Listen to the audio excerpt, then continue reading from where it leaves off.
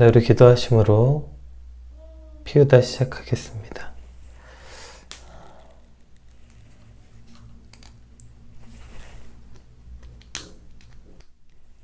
네, 하나님 감사합니다. 오늘도 새 날을 주시고 하나님 앞에 이렇게 주의 말씀 앞에 나올 수 있도록 인도하시니 감사합니다. 오늘 마노아 부부의 모습을 통하여서 영적인 무지한 자들의 삶의 모습이 어떠했는지 깨닫게 하시고 그 영적인 무지가 오늘 내게도 있음을 주의 말씀 앞에 발견하는 시간이 되게 하시고 또 그 영적인 무지한 우리의 눈을 뜨게 하셔서 오직 하나님을 바라보는 이 아침이 되게 하여 주시옵소서. 주의 말씀이 어두워진 내 눈, 또 어두워진 삶의 빛으로 오직 그 말씀을 따라 살아가는 오늘 하루의 삶의 지표가 되게 하여 주시옵소서. 감사합니다. 예수님 이름으로 기도드립니다. 아멘. 네, 오늘 저희가 함께 살펴볼 말씀은 사사기 13장 15절에서 25절 말씀입니다. 우리 함께 같이 읽겠습니다. 마노아가 여호와의 사자에게 말하되 구하옵나니 당신은 우리에게 머물러서 우리가 당신을 위하여 염소 새끼 하나를 준비하게 하소서 하니 여호와의 사자가 마노아에게 이르되 내가 비록 나를 머물게 하나 내가 내 음식을 먹지 아니하리라. 번제를 준비하려거든 마땅히 여호와께 드릴지니라 하니 이는 그가 여호와의 사자인 줄을 마노아가 알지 못함이었더라. 마노아가 또 여호와의 사자에게 말하되 당신의 이름은 무엇이니까 당신의 말씀이 이루어질 때에 우리가 당신을 존귀히 여기리이다 하니 여호와의 사자가 그에게 이르되 어찌하여 내 이름을 묻느냐 내 이름은 기묘자라 하니라. 이에 마노아가 염소 새끼와 소제물을 가져다가 바위 위에서 여호와께 드리매 이적이 일어난지라. 마노아와 그의 아내가 본즉 불꽃이 제단에서부터 하늘로 올라가는 동시에 여호와의 사자가 제단 불꽃에 휩싸여 올라간지라. 마노아와 그의 아내가 그것을 보고 그들의 얼굴을 땅에 대고 엎드리니라. 여호와의 사자가 마노아와 그의 아내에게 다시 나타나지 아니하니 마노아가 그제야 그가 여호와의 사자인 줄 알고 그의 아내에게 이르되 우리가 하나님을 보았으니 반드시 죽으리로다 하니 그의 아내가 그에게 이르되 여호와께서 우리를 죽이려 하셨더라면 우리 손에서 번제와 수제를 받지 아니하셨을 것이요 이 모든 일을 보이지 아니하셨을 것이며 이제 이런 말씀도 우리에게 이르지 아니하셨으리이다 하였더라. 그 여인이 아들을 낳음에 그의 이름을 삼손이라 하니라. 그 아이가 자라매 여호와께서 그에게 복을 주시더니 소라와 에스다올 사이 마하네단에서 여호와의 영이 그를 움직이기 시작하셨더라. 아멘. 네, 이제 오늘 본문은 삼손이 그러니까 마노아와 그의 아내가 여호와의 사자를 만난 이후에 그리고 삼손이 태어나는 그 첫 번째 사건까지를 다루고 있습니다. 특별히 이제 맨 뒤에 그 이름을 삼손이라 하였더라. 그래서 삼손 이제 태양, 작은 태양이라는 의미로서 그 당시에 이제 어두워졌던 영적인 무지한 그들에게 빛으로 또 하나님의 진리가 선포되는 그러한 어떤 기대, 또 오늘 이제 본문의 모티브 중에 하나가 이름이거든요. 당신의 이름이 무엇입니까? 이름을 자꾸 묻는다는 것은 고대 중동 지방에서 이름은 그 사람의 모든 것이 그 이름 안에, 그 사람을 규명하는 정체성이 이름 안에 들어 있었어요. 그래서 우리가 보면 구약시대 이름을 굉장히 중요하게 여기잖아요. 그래서 이름 안에 사실 그 사람의 삶이 그대로 다 들어 있습니다. 그래서 야곱, 네, 속이는 자, 그래서 그게 정체성이 바뀜으로 이스라엘이라고 하나님 이름을 바꿔주시고 아브라함을 아브라함이라고 바꿔주시고 결국 그 사람의 정체성이 이름 안에 들어있기 때문에 그렇죠. 그래서 삼손도 이제 그러한 의미로서 이제 영적인 어두워진 그 이스라엘의 이제 그 진리, 그 빛이신 하나님의 진리가 선포되는 그런 것을 의미하고 그러길 소망해서 이제 물론 이제 결과적으로는 그렇게 되지 못한 여러 번 얘기했지만 사사기는 실패한 이야기들이기 때문에 어쨌든 그러한 하나님의 의도가 있었다는 것을 우리가 알 수 있고 그리고 이제 그 삼손이 이제 하나님의 영이 그를 움직이기 시작하셨더라. 이제 삼손이 하나님의 그 영을 받아서 그가 사명을 감당해야 되는 이제 그 시점까지 이르렀다. 이것으로 사실 시작이 되죠.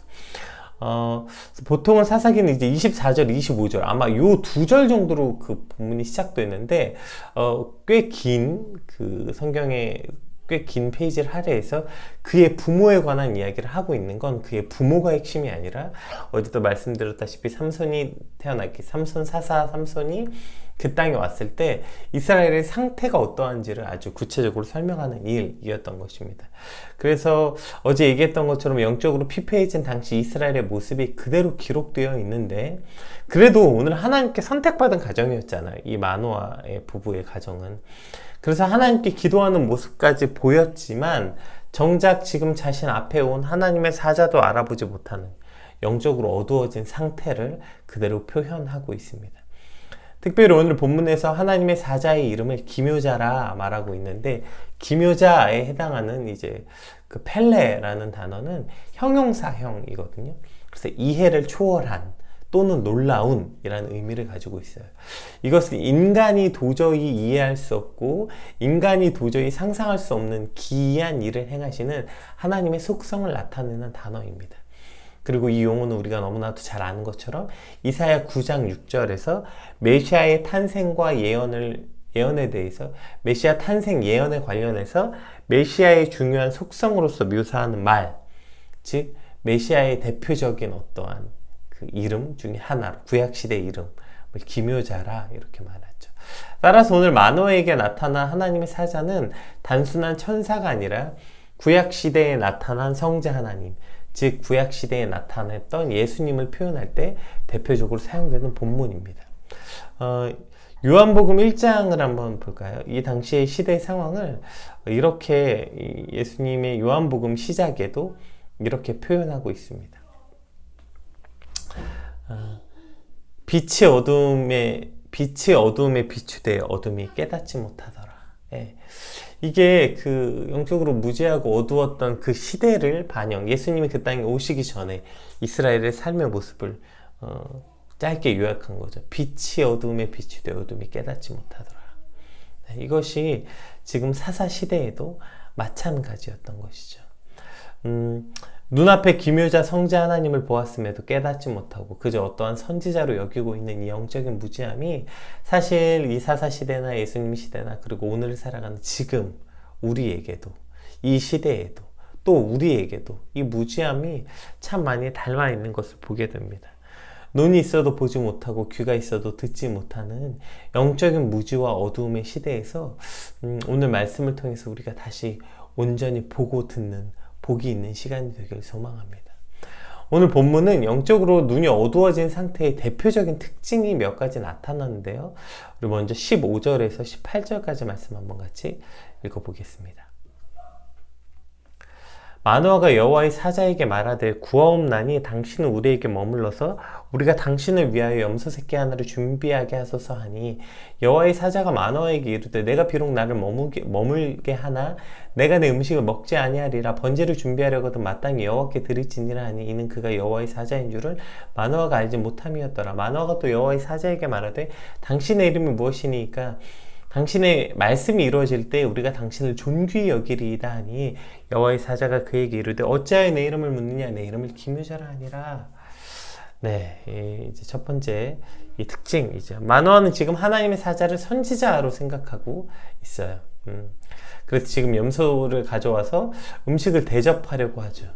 이는 기드온도 마찬가지였죠. 자신에게 귀한 소식을 가지고 왔던 하나님의 사자에게 음식을 대접했는데 그 하나님의 사자가 그것을 먹지 않고 땅에 부으라. 그래서 그것을 부었더니 불이 임할 때 비로소 하나님이 사자인 것을 알아보고, 기드온도 오늘 마노아와 똑같은 반응을 보이죠.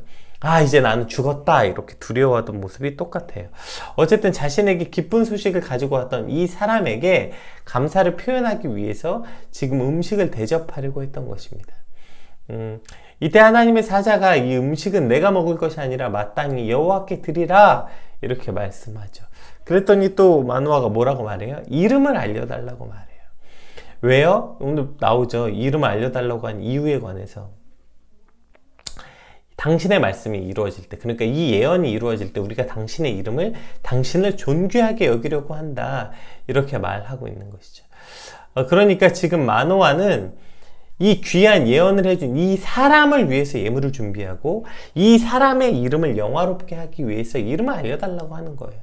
이것이 영적으로 눈이 어두워진 이들의 첫 번째 대표적 특징인 것 같아요. 즉 하나님을 보지 못하고 사람을 보게 되는 거예요. 우리가 흔히 많이 얘기했던 달을 가리키는데 제일 어리석음은 뭐예요? 달을 보지 않고 손가락을 보는 어리석음에 대해서 많이 말하죠. 그것을 말하게 하신 하나님이 아니라, 그 예언을 주신 하나님이 아니라 사람을 보는 거죠.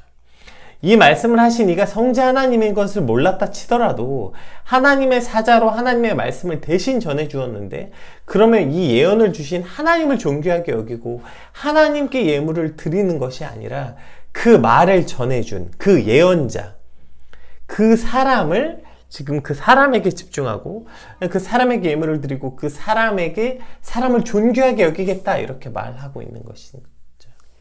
하나님을 알지 못하는 백성들, 그러니까 하나님을 알지 못한 이들의 삶의 방식은 당연한 것 같아요. 왜냐하면 하나님을 보지 못했고 하나님을 알지 못했고 하나님을 경험하지 못한 이들은 눈에 보이는 사람이 전부일 수밖에 없죠. 그러니까 사람에게 집중하는 것은 당연한데, 문제는 하나님의 백성들 역시 영적으로 눈이 어두워지면 이렇게 된다는 것입니다. 하나님을 보지 못하고 사람만 바라보게 된다는 거예요. 하나님이 아니라 사람에게 집중하고 사람에게 집착하게 되는 것, 이것이 영적인 무지의 대표적인 특징이 되는 것 같아요. 자신에게 선의를 베푼 사람, 그 사람을 의지하고 그 사람을 찬양하고 자신에게 자신 인생에서 도움을 주는 사람, 오늘 누가 나를 도울 수 있을까? 오늘 내 주변에 왜 아무도 없나? 나를 도울 사람이 없다는 것에 절망하고, 혹은 나를 도울 사람이 있는 것을 믿고 그 사람을 의지하게 되는 것, 결국 사람에게 집중하게 되는 것. 또 반대로 나를 힘들게 하고 나를 어렵게 한 그 사람에게 집중해서 그 사람을 미워하고 그 사람을 저주하는, 어쨌든 그러한 나를 나에게 선의를 베푼 사람이든 나를 힘들게 하는 사람이든 사람에게 집중하는 특징을 가지게 되는 거예요. 그래서 그 사람을 보내신 하나님을 봐야죠. 그것이 내게 선의를 베푼 이든 나를 힘들게 한 이든 그 사람을 보내신 하나님, 그 사람을 보내신 이가 하나님이시라면 우리는 그저 그가 내게 선의를 베풀었다고 해서 그 사람에게 굽신거리고 그 사람의 말이라면 마치 하나님의 말처럼 생각하는 비굴함을 갖지 않게 되는 것이고, 또 나를 힘들게 하고 어렵게 하는 그 사람 역시 하나님이 보내신 이라는 것을 우리가 기억한다면 그저 그 사람을 욕하고 저주하고 미워하고 밀어내는 것이 아니라 그 사람을 통해 하나님의 음성을 들을 수 있고 하나님의 뜻을 발견할 수 있게 되는 것 아니겠습니까? 영적으로 눈이 어두워질 때 가장 대표적으로 드러나는 특징이 바로 사람을 보내신 하나님이 아니라 그 사람에게 집중하게 된다는 것입니다. 그 중에서도 가장 많이 바라보게 되는 사람이 누구예요? 나죠, 나. 그 중에서도 우리가 제일 많이 집중해서 보는 사람은 바로 나라는 사람입니다. 우리가 하나님과 가까이 있을 때는 내가 아니라 하나님께 더 집중하게 되는데, 하나님과 멀어지게 되면 당연히 하나님은 보이지 않고 나만 남게 되니까 나만 보게 되는 거죠. 하나님의 생각, 하나님의 계획, 이것이 우리가 하나님과 가까이 있고 하나님과 깊이 교제하고 하나님과 친밀할 때는 그것을 바라보게 되는데, 하나님과 멀어지게 되면 몰라. 하나님의 생각, 하나님의 계획은 몰라. 안 보이니까. 그러니까 하나님의 계획은, 하나님의 생각은 중요하지 않고 뭐만 중요하게 돼요? 뭐만 남게 돼요? 내 생각이 중요하고 내 감정이 중요하고 내 계획만 중요하게 되는 것이죠. 그러니까 우리의 신앙이 계속해서 하나님을 나의 생각을 이루는 도구로, 나의 계획을 이루는 도구로 전락시키게 되는 것입니다. 결국 우리가 영적으로 눈이 어둡고 피폐해질 때, 영적으로 눈이 어둡고 피폐해지면 하나님이 보이지 않으니까 당연히 사람을 보고 사람이 중요해지게 되죠.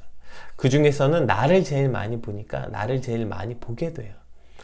우리가 미움받을 용기, 언어의 온도, 이러한 인문학 베스트셀러들이 한 글귀 같은 것을 인스타나 카톡 프로필에 올려두잖아요.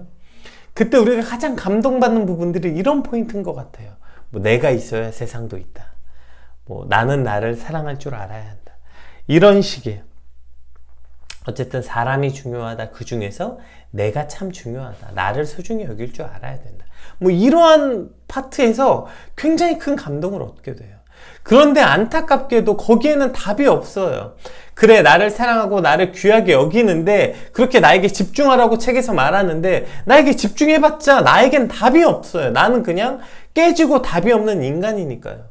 그래서 우리가 집중할 수 있는 오로지 답은 뭐예요? 나에게 집중하는 것이 아니라 내 안에 계신 예수 그리스도께 나아가는 것.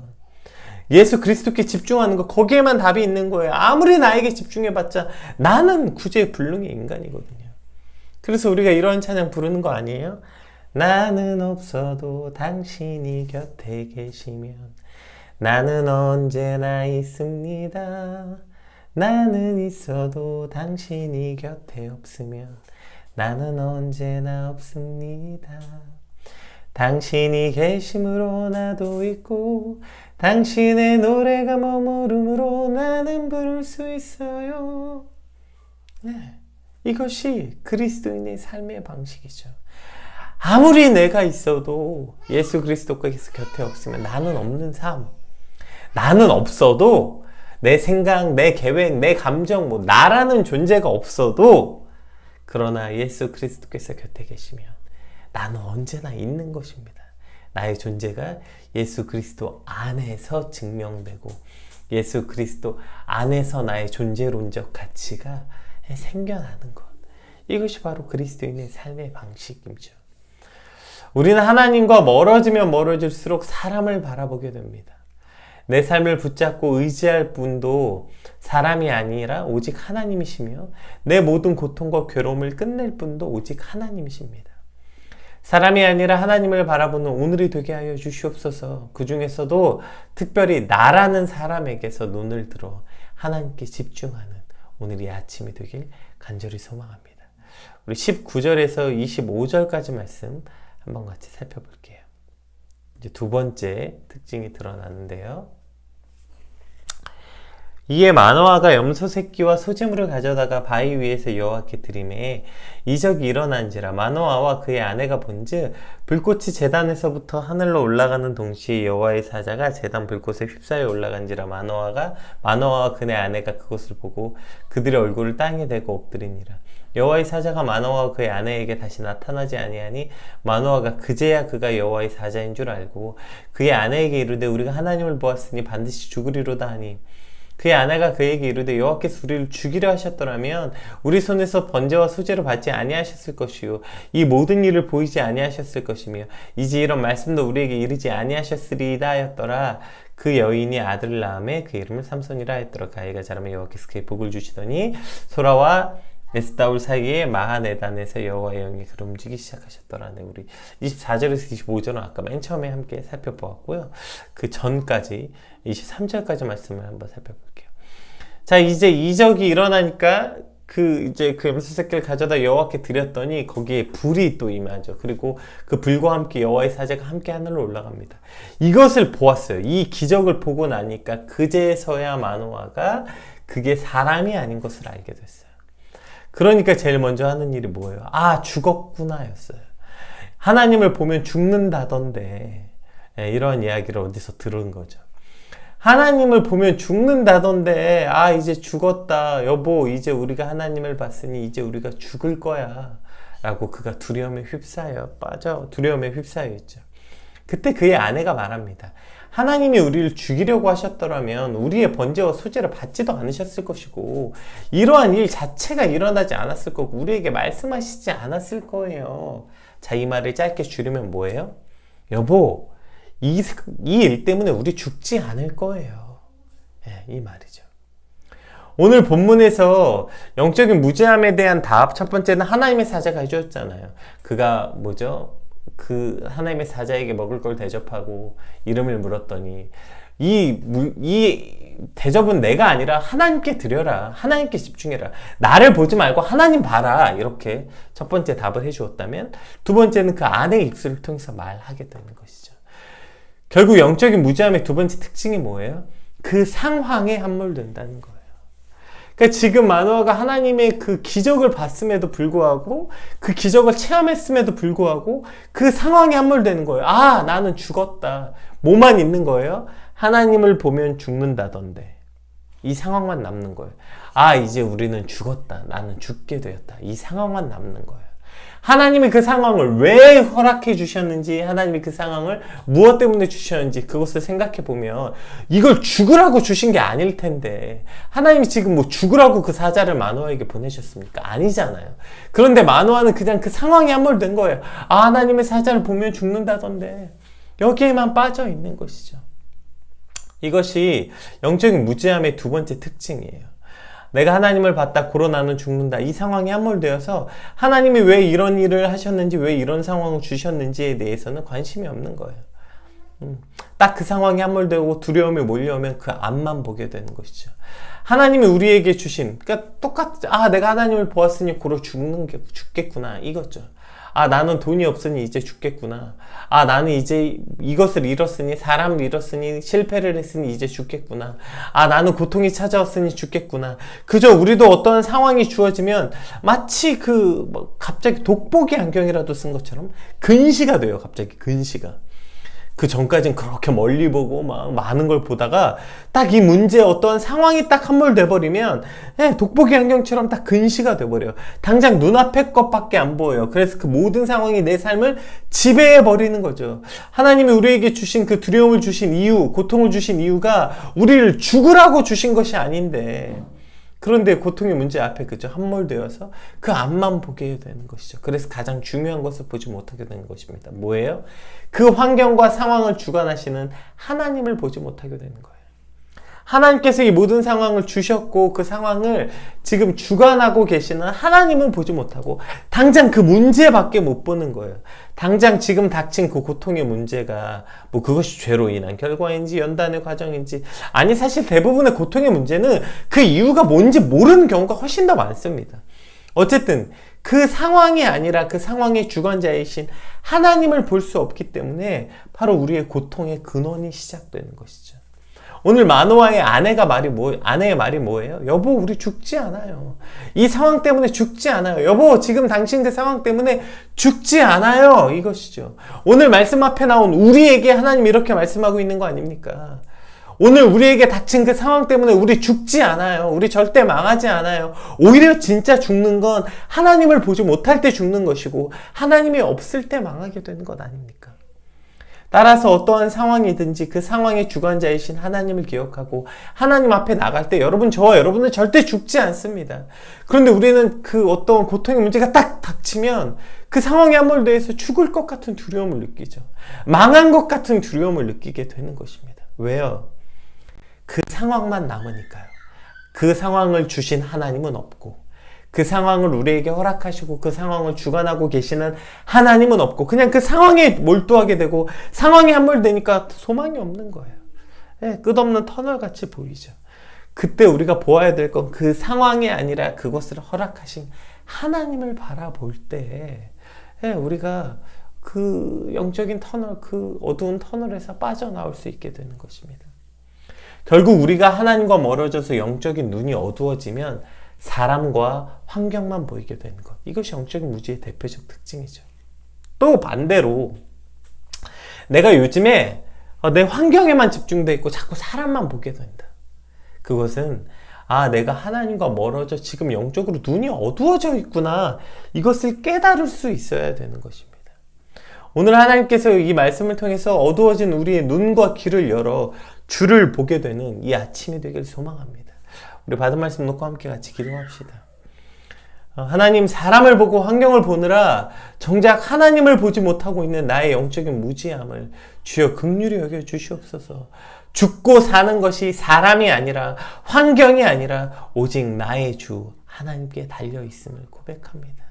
따라서 사람에게 집중하고 나를 도울 사람, 나를 힘들게 하는 사람, 혹은 정작 내 자신에게 집중하는 것이 아니라 나를 살게도 하고 죽게도 하신 하나님을 바라보게 하시고, 또 우리에게 닥친 이 환경에 함몰되어서 하나님을 바라보지 못하는 게 아니라 그 모든 환경을 주관하시는 하나님을 보게 하여 주시옵소서. 주를 보게 하여 주시옵소서. 우리 같이 받은 말씀 놓고 간절히 기도하겠습니다. 기도합시다.